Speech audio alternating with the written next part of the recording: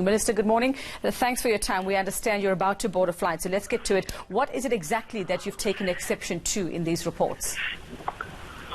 Well, thank you very much for the opportunity. The main thing we're taking exception with is that, some of the, especially independent news, they are being fed by people who are supposedly faithless about wrong information.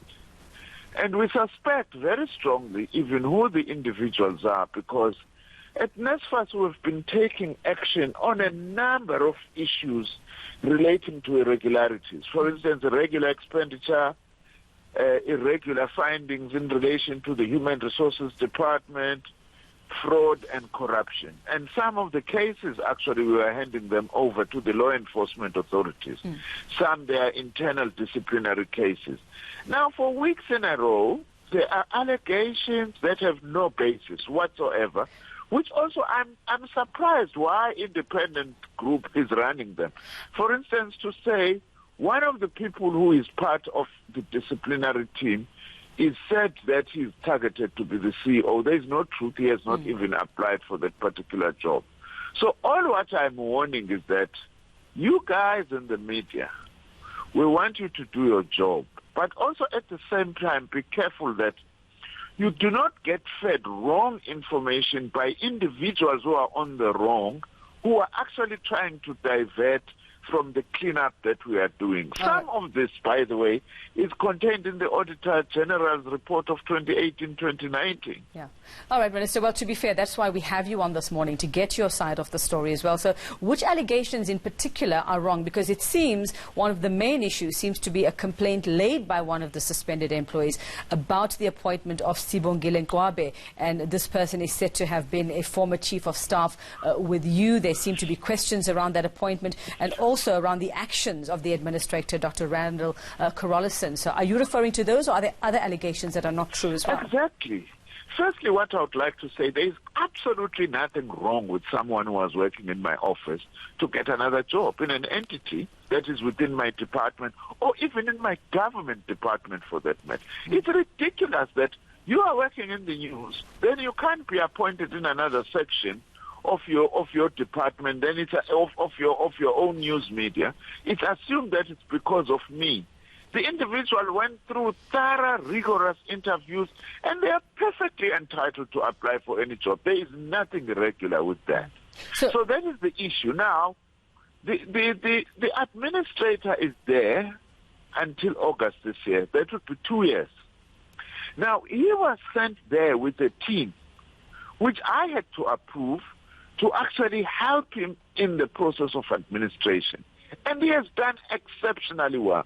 Parliament, virtually all the stakeholders are agreed in improving the efficiency at Nsfas, in also tackling fraud and corruption, and also in taking disciplinary action.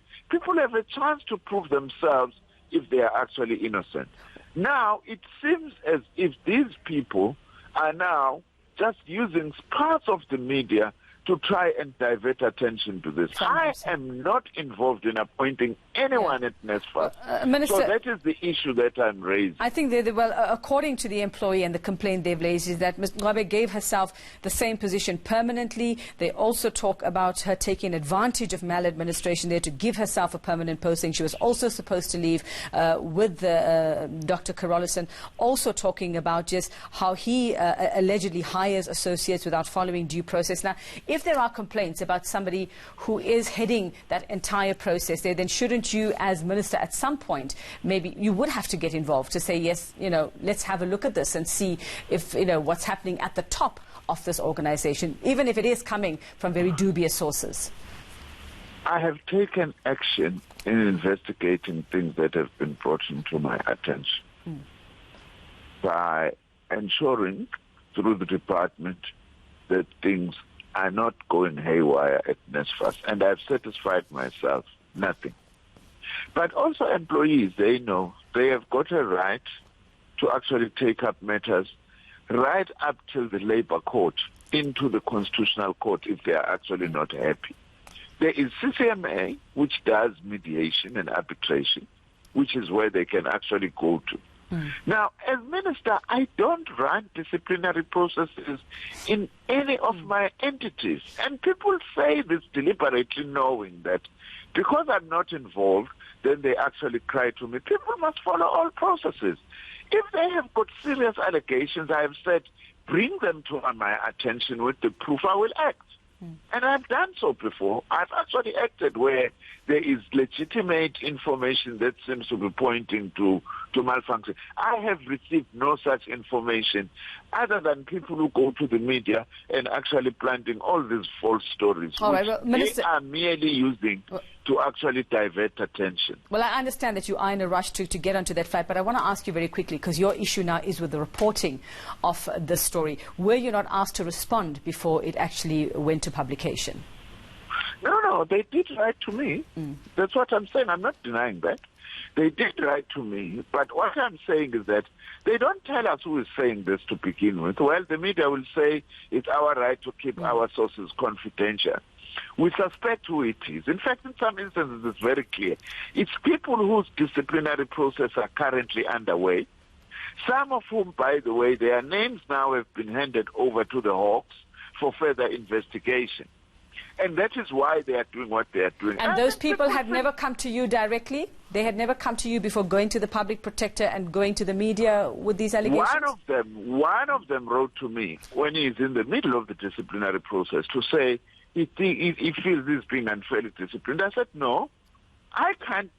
Firstly, I can't intervene in the processes of entities unless there is something seriously wrong. And then I say, stick to the process that is being followed. If you're innocent, stick to the disciplinary process. And the main thing also is to try and discredit the administrator, because he has really unearthed hundreds of millions of rands of corruption and fraudulent practices. I'm not surprised that there is actually this fight back campaign, which unfortunately independent media seems to be willingly used to actually fight that battle. I am challenging you, go and investigate yourselves.